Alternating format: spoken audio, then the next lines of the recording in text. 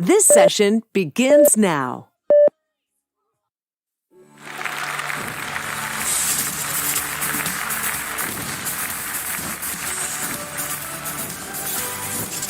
Discover how changing your habits can change your life with #1 New York Times bestselling author James Clear. Here again is Jeannie Price. Hello again, USANA. I am beyond delighted to introduce our next guest, as I think his content is an all too perfect segue from our All About Business segment we just completed. With good reason. We talked about the importance of creating new habits to create greater success in your USANA business. And this is your time to learn how to turn that into action. James Clear is one of the world's most well-respected thought leaders on habits, decision-making, and continuous improvement. His book, Atomic Habits, is a #1 New York Times bestseller. Over 5 million copies have been sold worldwide, and it's been translated into more than 50 languages. He speaks regularly to Fortune 500 companies all over the globe. And his popular 321 newsletter at jamesclear.com has over 1 million subscribers, in addition to the hundreds of thousands of followers on social media. I've heard James say, the worst distractions are the ones we love. But in our case, this is a wonderful distraction I think we're all going to love as well. Let's welcome James Clear. Hello, thank you so much for the warm welcome. Pleasure to be talking to you. So earlier, our CEO, Kevin Guest, talked about why vision is so meaningful to USANA. And I mentioned this, James, because it reminded me of something from your book. Many people think they lack motivation when what they really lack is clarity. And I found that this idea really simple, but it's very significant. You know, you emphasize simple and easy in your book, which is something all of us at USANA can totally get on board with. In fact, you know, we say it all the time. And on that note, the time is yours. Thank you so much. I'm excited to be speaking with you all today. I'll be talking about some of the core concepts and key ideas from my best-selling book, Atomic Habits. We'll be sharing some strategies for building good habits and breaking bad ones. And my hope is that over the next, 30 minutes or so, you'll be able to understand and unpack habits at a greater degree and in greater detail than before, and be able to apply them to the work that you do and to your personal lives. So let me go ahead and jump in. I like to talk about these topics through the lens of different stories. And the first story that I like to share is the story of the British cycling team. You know, for many years, British cycling was very mediocre. They had very modest performance on the world stage. And the premier race in cycling is the Tour de France. And the race had been around for a little over 100 years. This is around 2003, 2004. And the British team had never won. The other major events in cycling are the road and track cycling events at the Olympic Games. And again, over about a 100-year span from 2003 from the early 1900s until about 2003, the British team had won a single gold medal at the Olympic Games. And, after this very modest performance for nearly a century, they wanted to change this. They wanted to perform at a higher level. They wanted to fulfill their potential. They wanted to achieve more. And so around that time, they hired a new coach by the name of Dave Brailsford. And Brailsford had one concept, one idea that made him a little bit different than the coaches that had come before. And he referred to that concept as the aggregation of marginal gains. The aggregation of marginal gains. And the way that he described it was the 1% improvement in nearly everything that we do related to cycling. So they started with a bunch of things that you would expect a cycling team to focus on, like they put slightly lighter tires on the bike, or they designed a more ergonomic seat. They asked each rider to wear a little chip, a little like feedback sensor, to see how each individual would respond to practice and training sessions. And they used that feedback, that data, to adjust the workout programs for each person. But cycling is a competitive sport, and there are many teams that are doing things like that. And so then they started to look for changes, for little 1% improvements, for small advantages in areas that nobody else was really thinking about. Like they hired a surgeon to come in and teach the riders how to wash their hands to reduce the risk of catching a cold or getting the flu. They tested different types of massage gels, see which one led to the best muscle recovery. They have two different types of suits. They've got indoor racing suits and outdoor racing suits. And they took those two different types of fabric and they tested them in a wind tunnel. And they found out that the indoor fabric was lighter and more aerodynamic. And so they asked all of their riders to wear that fabric when they raced. They have a large truck, like a big semi-trailer that carries a lot of the bikes in it to major events. And they painted the inside of that trailer white so that they could better spot little bits of dirt and dust that might get in the gears and degrade the performance of the bikes. They even asked each rider to test, a dozen different types of pillows to see which one would lead to the best night's sleep for each person. And then once they figured that out, they brought that pillow on the road with them for races and, big events like the Tour de France and so on. So Brailsford said, if we can actually do this, right, if we can actually make all these little 1% improvements related to cycling, then I think we can win a Tour de France within 5 years. Now, he ended up being wrong. They won the Tour de France in 3 years, and they repeated again the fourth year with a different rider. And then after a 1 year break, they won the next three in a row. So after having never won for 110 plus years, suddenly they win 5 out of the next 6. But it was really at the Olympics in London in 2012 when the strategy sort of fully blossomed, because the Tour de France, there is a team element to it, but ultimately one person wins the race. But at the Olympic Games, you've got men's team, women's team, dozens of riders, dozens of events, and the British cycling team won 70% of the gold medals available in London. 4 years later in Rio, 2016, same story. 60% of the gold medals go to the British team. And so this idea that 1% improvements are not just like nice to have, they're not just a bonus or a little bit extra on top of your performance, but actually can be the pathway to unlocking elite levels of success, exceptional levels of performance. No, I think it's a little counterintuitive, a little underappreciated, certainly something that we don't talk about enough. And so what we're really saying here is that excellence is often not about radical change. It's actually about accruing small improvements over time. And this idea that, small improvements can make a difference over time, that continuous improvement is powerful, it's a fairly straightforward idea. It's fairly, simple concept, but most people don't take it seriously. And if you do take it seriously, if you do wake up each day and look for a small margin of improvement to be gained, look for some small advantage to carve out in the work that you do or the things that are important to you, boy, you'd be surprised what that can turn into in the long run.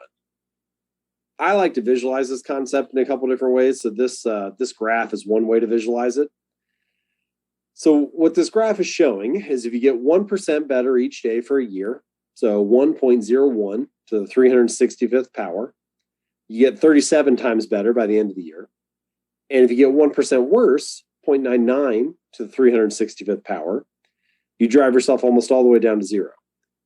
Now, real life is not exactly like compound interest, right? Real life is not exactly like a mathematical formula, which is basically what we're showing here. But man, I feel like graphs like this do a good job of encapsulating what the process of behavior change feels like. Imagine you're at day 1 on this curve. Okay, you're at the very beginning. What is the choice, or what is the difference between a choice that's 1% better or 1% worse? On any given day, like not a whole lot, like what is the difference between somebody who eats a burger and fries for lunch or someone who eats a salad? On any given day, not very much. Your body looks the same in the mirror at the end of the night. Scale hasn't really changed. It's only 2 or 5 or 10 years later that you turn around and you're like, oh, those daily choices really do add up. I like to joke that we kind of, we like just follow our daily routine and like do our normal thing. And then all of a sudden, like 3 years from now, knock, knock, who's there? Oh, the consequences of my past decisions. It's like, turns out that stuff creeps up on you. And I think we all know this, like we all felt this just from going through life, from building habits, which is that your habits are a double-edged sword. They can either build you up or they can cut you down. And I think that's a good reason, a strong argument for why you want to understand what a habit is and how it works so that you can be the architect of your habits and not the victim of them. So for all of those reasons, I like to refer to habits as the compound interest of self-improvement. The same way that money multiplies through compound interest, the effects of your habits multiply as you repeat them across time. And what we're really saying here is that time will magnify whatever you feed it. Like if you have good habits, time becomes your ally. And all you need is patience. And if you have bad habits, then time becomes your enemy. Every day that clicks by, you dig the hole a little bit deeper.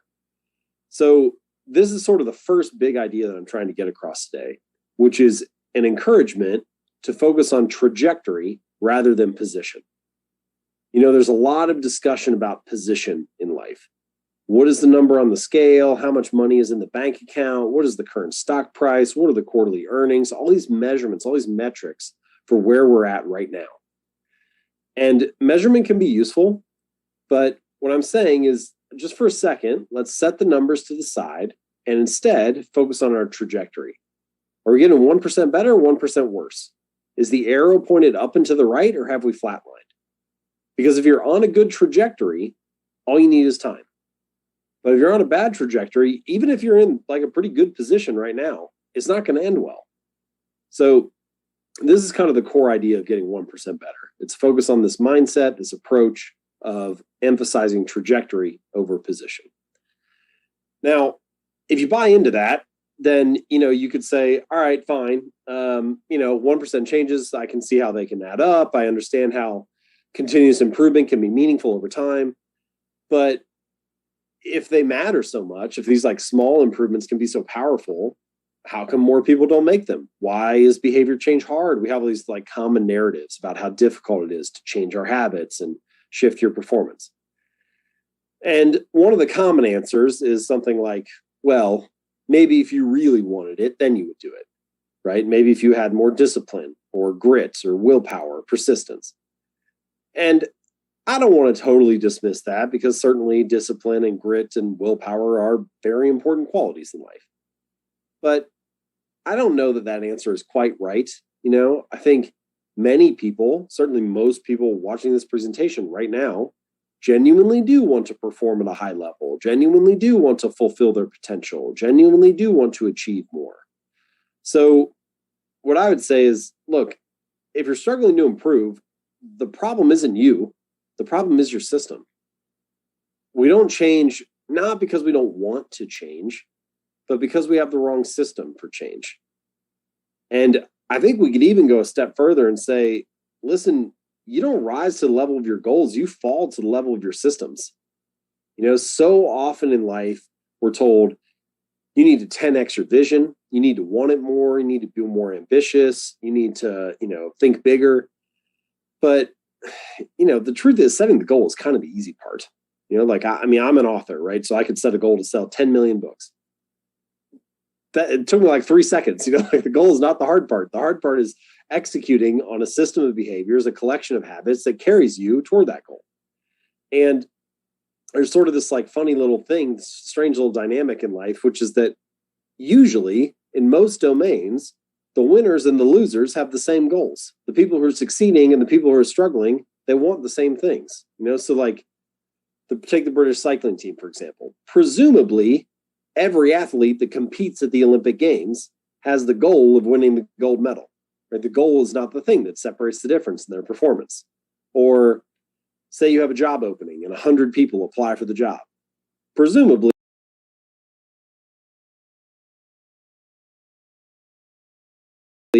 every candidate has the goal of getting the job. Right? The goal is not the thing that determines the outcome. So to put a little finer point on the language here, like what do I mean by goal and system? Your goal is your desired outcome, the target, the thing you're shooting for. What is your system? It's the collection of daily habits that you follow. And if there's ever a gap between your goal and your system, if there's ever a gap between your desired outcome and your daily habits will always win, right? Almost by definition, your current habits are perfectly designed to deliver your current results. So whatever system you've been running for the last 6 months or year or 2 years, whatever it is, it's carried you almost inevitably to the results that you have right now. And this is, one of those ironic things about life. We also badly want better outcomes, right? We also badly want to make more money or to reduce stress or to be more productive, but the outcomes are not actually the thing that needs to change. It's like fix the inputs and the outputs will fix themselves. Fix the habits that lead to the outcome and the results will change naturally.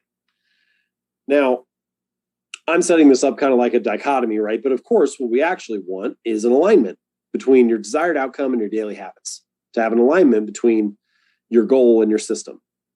Now, I can't tell you what your goals should be, and you wouldn't want me to anyway. Like, that's for you to decide. What are you optimizing for in your life? What's important to you? What do you want to prioritize? But I think metaphorically speaking, it's best to set the goal on the shelf once you've decided on it and spend the vast majority of your time focused on building a better system. And I can help with that, right? How do we design a better system? How do we adjust the gears of the underlying machine, build better habits, and put those together to create a more productive, more effective, more efficient routine? So let's talk about that now. How do we change a habit? I like to break a habit into 4 different stages. And I think if you understand these 4 stages, you not only understand what a habit is and how it works, but you also have like 4 different levers that you can pull for intervening. So real quick, just from a high level, those 4 stages are cue, craving, response, and reward. Cue, craving, response, and reward. Now, the cue is a trigger that tells your brain to initiate the habit. Okay, so it's something that gets you prompted, gets you going. So maybe your phone buzzes in your pocket. That's a physical cue that starts the habit of checking your phone. Or you look across the kitchen and you see a plate of cookies on the counter. That's a visual cue that starts the habit of eating a cookie. Okay. Now, the next thing that happens is your brain makes a prediction about what that cue means. So maybe you see the plate of cookies, visual cue, and then you get this natural craving or this prediction, oh, those will be sweet, sugary, tasty, enjoyable. And so it's actually that favorable meaning that you assign to the sweet, that you assign to the dessert, that motivates you to take the third step, which is you walk over, you pick it up, you take a bite. So that's the actual habit that you perform. And then finally, there's the reward. Oh, it is in fact sweet, sugary, tasty, enjoyable. And so the reward not only satisfies the craving that motivated you to act, it also closes the feedback loop. So in a sense, you can think about these 4 stages as like a cycle. And as you go around, cue, craving, response, reward, cue, craving, response, reward, the more a behavior is preceded by a reliable cue, and the more that it's followed by an enjoyable reward or a satisfying experience or something that's beneficial, the more reason you have to repeat it again in the future. And it's like the tighter the behavior becomes and the more automatic and mindless it becomes. Now, just a quick note on this final stage, not every behavior in life is rewarding, right? Sometimes things have a cost or a consequence. Sometimes they're just kind of neutral and don't really mean a whole lot. But if a behavior is not rewarding, it's unlikely to become a habit. Your brain needs some positive emotional experience, some reason to mark that action and say, hey, this was worth it. You should repeat it again next time. So cue, craving, response, reward. Those are sort of the 4 stages, the scientific overview of what a habit is, how it works. And most behaviors in life can be, pretty efficiently mapped onto these 4 steps. Now, what I like to do is operationalize this. How do we turn this into something useful? How do I make this something practical that I can apply in daily life and work? So what I've come up with is what I call the 4 laws of behavior change. And there's one for each step. So the first law is to make it obvious. You want the cues of your good habits to be obvious, available, visible, easy to see. Easier it is to see or get your attention, to notice it, the more likely you are to act upon it. The second law is to make it attractive. The more attractive or appealing a habit is, the more motivating or enticing it is, the more exciting it feels, the more likely you are to feel motivated to do it. The third law is to make it easy. The easier, more convenient, frictionless, simple a habit is, the more likely it is to be performed. And then the fourth and final law is to make it satisfying. The more satisfying or enjoyable a habit is, the more rewarding it is or pleasurable it is, the more likely you are to return to it in the future. So if you have a habit that you're trying to build, whether it's something in your personal life or something in your business, and you're just sitting there being like, I just can't quite do this consistently enough, or I'm having trouble getting started. What should I do? You can just go through these 4 laws. How can I make the behavior more obvious? How can I make it more attractive? How can I make it easier?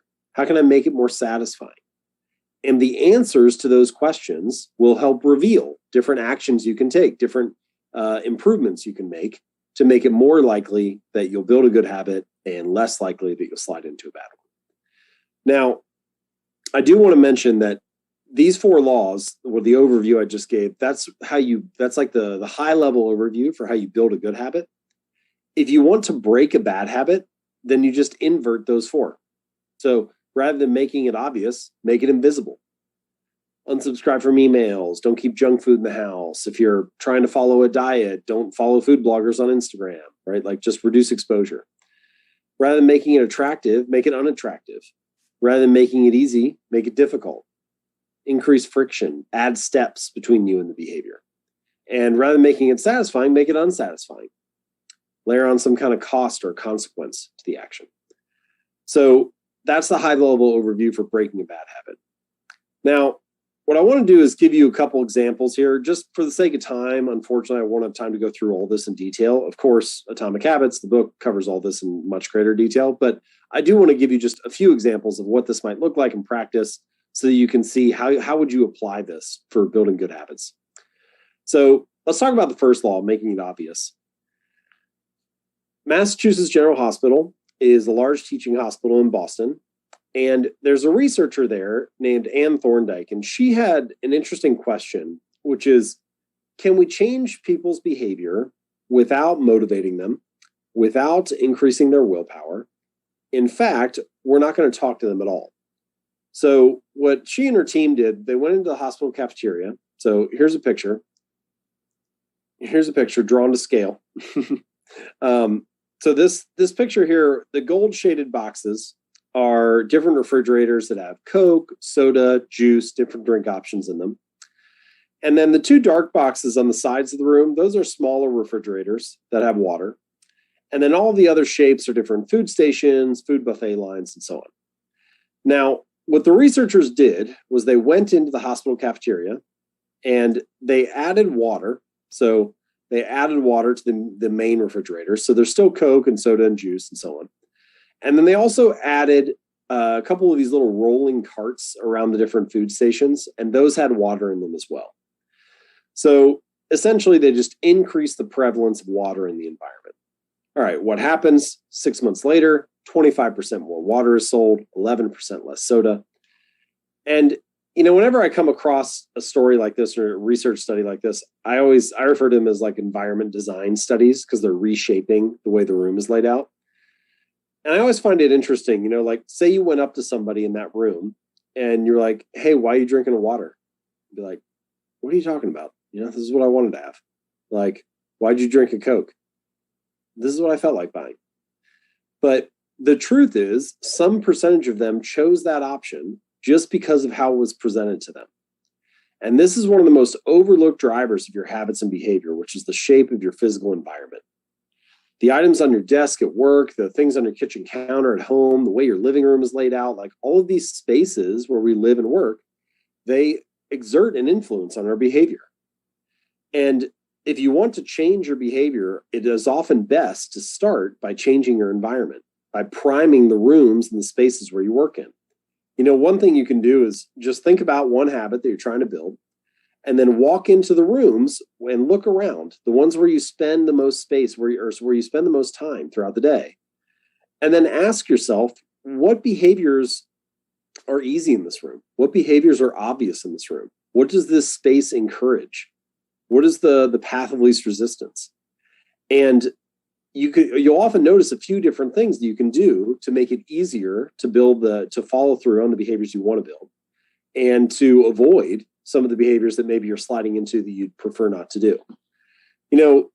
When you've got plenty of energy, when you have a lot of capacity, when you're well rested, when you have free time, sure, maybe you can make whatever choice, even if depending on whatever environment you're in. But when you're busy, when you're tired, when you're stressed, when you haven't slept that much, or when you have a lot on your plate, what do we often choose? We choose the path of least resistance. So stack the deck in your favor and redesign the environment so that the good action is the obvious one. If you want an example of this, a lot of people feel like they watch too much television, but walk into any living room. Where do all the couches and chairs face? It's like, what is this room designed to get you to do? Now, I'm not saying you need to rearrange your entire house, but you get the idea, right? There's like a spectrum of choice here. You could take the TV and put it inside a cabinet so you're less likely to see it, or turn the chair away from the TV, have it face an end table with a book on it.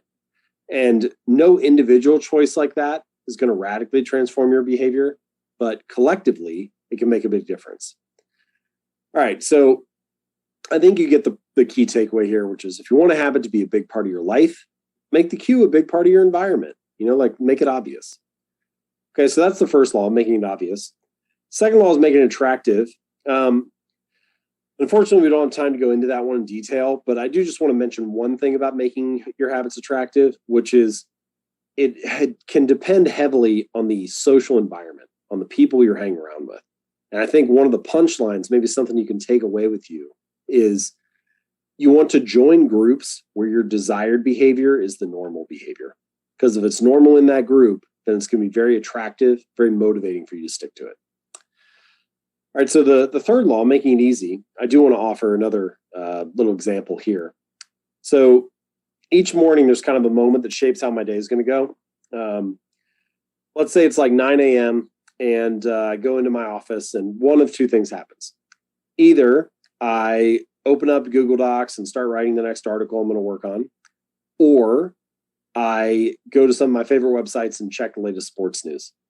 And, what happens in the first 45 seconds really determines what happens in the first 45 minutes. Because if I start reading about sports, that hour is pretty much shot. But if I jump into the writing, even if it's just a sentence, then it's okay, now I'm into the work and the momentum sort of carries you forward.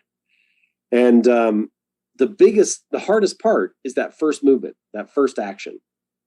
And I want to give you a little example, tell you a little story, a strategy that you can use for overcoming that little initial bit of friction in your own life and making it easy to get started. So there's a little strategy I like to refer to as the 2-minute rule. And it's very simple. It just says, take whatever habit you're trying to build and scale it down to something that takes 2 minutes or less to do. So read 30 books a year becomes read 1 page, or do yoga 4 days a week becomes take out my yoga mat. And sometimes when I share this, people resist it a little bit. They're like, okay, buddy, I know the real goal isn't just to take my yoga mat out. I know I'm actually trying to do the workout. So if this is some kind of mental trick and I know it's a trick, then why would I fall for it, basically? And I get where people are coming from, but I have this reader. His name's Mitch. I mentioned him in Atomic Habits. And he's lost over 100 pounds. So what was that, 40, 50 kilos? Kept it off for more than a decade now. And when he first started going to the gym, he had this strange little rule for himself where he wasn't allowed to stay for longer than 5 minutes. So he'd get in the car, drive to the gym, get out, do half an exercise, get back in the car, drive home. And it sounds silly, right? It sounds like crazy. You're like, this obviously is not going to get the guy the results that he wants. But if you take a step back, what you realize is that he was mastering the art of showing up, right? He was becoming the type of person that went to the gym 4 days a week, even if it was only for 5 minutes. And this is one of the most overlooked truths about habits, something that's deeply true, but rarely appreciated, which is that a habit must be established before it can be improved. It has to become the standard in your life before you can scale it up and turn it into something more. And you need to standardize before you optimize. Like let's get established, let's get a little foothold, and then we can use that to advance to the next level. I'm reminded of that quote from Ed Lattimore where he says the heaviest weight at the gym is the front door. There are a lot of things in life that are like that. The hardest part is getting started. The heaviest step is the first one. So the 2-minute rule kind of pushes back on that perfectionist tendency and helps you master the art of showing up. All right, so the fourth and final law now, making it satisfying. I'll just give you a brief example here for the sake of time. I refer to this as a Seinfeld strategy. Jerry Seinfeld, famous comedian, he was going to different comedy clubs early in his career. And there's this story that he went backstage one night and there's this young comic named Brad Isaac who's opening for him. And supposedly he says something like, Mr. Seinfeld, I'm a big fan of your work. Wonder if you have any tips for a young comic. Seinfeld thinks for a second and says something like, well, the secret to being a better comic is to write better jokes. And the secret to writing better jokes is to write every day. So one thing you could do is like get a big wall calendar where you can see every day of the year mapped out on it. And any day that you do your task of writing jokes for 5 minutes or 10 minutes, whatever it is, you put an X on that day. And it doesn't matter how good or how bad the jokes are. It doesn't matter how you feel about the jokes. Just don't break the chain, right? It's just about building up this streak and sticking to it. And that mantra, don't break the chain, boy, that's a powerful idea. It can be applied to all sorts of habits. This is a picture of a habit tracker that's at the back of a habit journal that I helped design. And, you can build up your streak of X's, and putting down an X is a small thing, right? It seems like it wouldn't count for very much, but it helps you visualize your progress. And progress is one of the most motivating feelings to the human mind. You have every reason to continue. Now, building up a streak is motivating, but losing a streak can feel demotivating. So I like to combine this philosophy of don't break the chain with the second philosophy, which is never miss twice. Maybe you start a new diet and you stick to it for 5 or 6 or 7 days. And then on the 8th day, your friends want to go out for drinks and you binge eat and you're like, well, I wish that hadn't happened, but never miss twice. So let me make sure the next meal is a healthy one. And if you can do that, then in the long run, it's just a little blip on the radar. The mistakes don't mean very much. But that's only true if you never miss twice. All right, so let me recap here. Cue, craving, response, reward. Make it obvious, make it attractive, make it easy, make it satisfying. Now, we're going to take some questions here in just a minute. But before I do that, I want to let you in on one final idea, which I consider to be the secret of this talk. And the secret is it's not actually about little habits. It's actually about believing something new about yourself. And this is a concept that I refer to as identity-based habits. I unpack this in much greater detail in chapter 2 of the book, but the core idea is that true behavior change is really identity change. It's really believing something new about yourself when you change the story about who you are. And so that's why I say, look, the real goal is not to read a book. The goal is to become a reader. The goal is not to run a marathon. The goal is to become a runner. The goal is not to do a silent meditation retreats, to become a meditator. And in these examples, I'm using labels like reader, runner, meditator, and so on, but it's true for characteristics as well. I'm the type of person who finishes what they start, or I'm the type of person who shows up on time. I'm the type of person who's reliable. And the more that you believe those things about yourself, the more that you start to adopt that element or that aspect of your identity, the easier it becomes to follow through on behaviors like that. Someone who already views themselves as I am a runner, they don't have to convince themselves to get up and go for a run in the same way that somebody who's just getting started might. So how does this connect back to everything we've talked about today? How does this connect back to the rest of the presentation? I think the answer is it connects in a very deep and meaningful way, which is that every action you take is a vote for the type of person you wish to become. So no, doing one push-up does not transform your body, but it does cast a vote for I'm the type of person who doesn't miss workouts. And no, writing one sentence may not finish the novel, but it does cast a vote for I'm a writer. And no, making one sales call or sending one email may not make you the world's best salesperson, but it does cast a vote for I'm the type of person who's committed to growing my business. And individually, these are small things, but collectively, you start to build up this body of evidence, and the scale starts to tip in favor of that story. And I think this is the real reason, the true reason that habits matter, which is your habits reinforce your desired identity. They provide evidence of being that kind of person.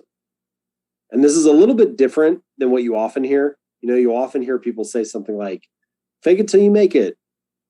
And I don't necessarily have anything wrong with fake it till you make it. It's asking you to believe something positive about yourself. But it's asking you to believe something positive without having evidence for it. And we have a word for beliefs that don't have evidence. We call that delusion, right? Like your brain doesn't like this mismatch between what you say you are and what you're actually doing. And so my argument is to let the behavior lead the way.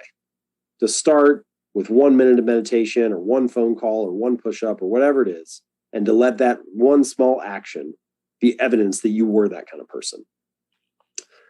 All right, so I'm not going to bore you with the stats on the book. It's done incredibly well. I will just mention, I do genuinely think if you enjoy the presentation, you'll also enjoy the book. And it's there for you as a reference guide. It's there for you to build upon all these concepts and, fill out all of the detail that we didn't have time to discuss today. So I'm going to pass it back to Jeannie to take some questions. But as we do that, I'm just going to leave you with one parting question for you to consider and think about, which is how can you get 1% better today? So thank you so much. And I look forward to taking your questions. Jeannie, what do we have? Oh my goodness. Thank you, James. That was fantastic. Well, lucky for all of us, we're not quite finished yet. I've already seen a lot of great comments and questions in our live chat. We'll try to get to as many as we can. Let's begin with an amazing team from Korea. I'd like to take a moment to recognize them for their efforts in helping other distributors pursue their dreams.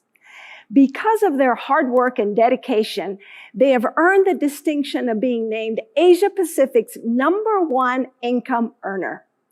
Congratulations to Shung Ya Park and Hak Bung Pyong. Such a great accomplishment. What is your question for James? 네, 수상하게 되어 너무나 기쁘고 영광으로 생각합니다. 특히 유사나에 진심으로 감사합니다. 지금까지의 성장을 위해서 저희는 끊임없이 지속적인 노력을 해왔는데요. 사실 새로운 방법과 아이디어를 기존의 틀에 도입하는 것이 쉽지만은 않았습니다. 그래서 오늘 제임스에게 우리의 삶에 새로운 방법이나 습관을 추가할 때 가장 좋은 방법이 무엇인가를 여쭤보고 싶습니다. Oh, great question. Congratulations, first of all, on the incredible achievement. Well done. And I certainly understand that you've had to evolve over time, and I appreciate that too, because evolution is a really important part of growth and behavior change. I do have one idea for introducing new behaviors into your life, and I talk about this more in the book, but there are some strategies like habit stacking or implementation intentions that can be really useful. So implementation intentions, for example, is just when you state your intention to implement a new behavior. So it can be really simple. It can be something like take exercise, for example. I intend to exercise on Monday at 4 p.m. at this location. And so just by filling out the time, the date, and the exact place where you're going to perform the behavior, you're much more likely to follow through. And there have been research studies that have shown this for habits like exercise, even quitting smoking, recycling, getting a flu shot or some kind of vaccination. Like there are all sorts of examples. And so it sounds simple to say, pick a time and a place when the behavior is going to occur. But that is often the first step for introducing a new behavior. Make sure you have space and a location for that behavior to live. So that's one way to do it. All right. Thank you, James. Our next question comes from Taiwan. For many people, it's difficult to break free from bad habits. And even though if we thought we have succeeded, it's still easy for us to slip back into the old ways. So can you please tell us how can we avoid relapse into the bad habits? Thanks a lot. Yeah, that's a really good question. I think this is something that's very common. Like we all have had habits that we did for a little bit and then we slid back. And reclaiming a habit is often just as important as starting it in the first place. So I think really the way to think about answering this question is not, hey, I have to be perfect. I can never make a mistake. I'd like to avoid slipping up. Of course, all of us would like to avoid it. And that's why many of the things that we talked about during the presentation, like priming the environment or joining a group where your desired behavior is the normal behavior, or making the habit really easy with the 2-minute rule, all of those strategies are intended to help you get started and stick with it. But even so, you're going to have times when you slip up. Like, nobody is perfect. And so I think that's where a strategy like never missing twice comes in. You know, what I realize, the more that I study people who are top performers, who really achieve well in their particular domain, the more you start to notice these people aren't perfect either. They make mistakes just like everybody else, but they do tend to reclaim the habit very quickly. They tend to get back on track fast. And so I think a couple things you can do there. One, this philosophy of never miss twice. Two, have a plan for when you fail. So nobody is intending to fail, but if you do, what are you going to do to bounce back and make sure that you get back on track quickly? And having a plan for that rebound can be just as important as getting started in the first place. That's so good, James. You know, my daughter's a great fan, and she uses the never miss twice. Works for her. I'm sure it will work for everybody. So here's a question out of Thailand. หลายๆคนที่คิดอยากจะเปลี่ยนแปลงตัวเองแต่พวกเขาเหล่านั้นไม่ประสบความสำเร็จคุณเจมส์คิดว่าปัญหาส่วนใหญ่เกิดจากอะไรครับ Yeah, good question. There are a lot of mistakes common mistakes and pitfalls people fall into. I would say the main one is probably starting too big. So the 2-minute rule can help there. Let's scale it down. Let's try to not be so ambitious. The other common pitfall that people slide into is picking a version of a habit that they think they should do because like society tells them to, or it's popular, or other people are talking about it. But you should pick the version that you are most excited about, that sounds fun to you. Exercise is a good example. Like, not everybody needs to work out like a bodybuilder just because, you know, that's what people on Instagram are doing, or that's what you see other people doing. You can pick many forms of exercise, you know, kayaking or rock climbing or running or hiking, whatever it is that's fun to you is what you should pick, because that's the behavior you're more likely to stick to. So choose the version of the habit that's most exciting to you. Oh my goodness, James, well, we sure covered a lot in a very short amount of time. Thanks to all of you for all of your questions. And James, thank you so much for your answers and insights. We really appreciate you being here. Oh, thank you so much. I appreciate the opportunity. I hope you all found it useful, and I'm wishing you the best. Wow, so much information. No doubt I'm going to watch this session a few more times, and so can you. This content is available on demand for the next 30 days. So take advantage as you create small habits that can have a big impact on your life. Now it's time to grab some food and take a meal break with Kevin Guest and the Free Radicals.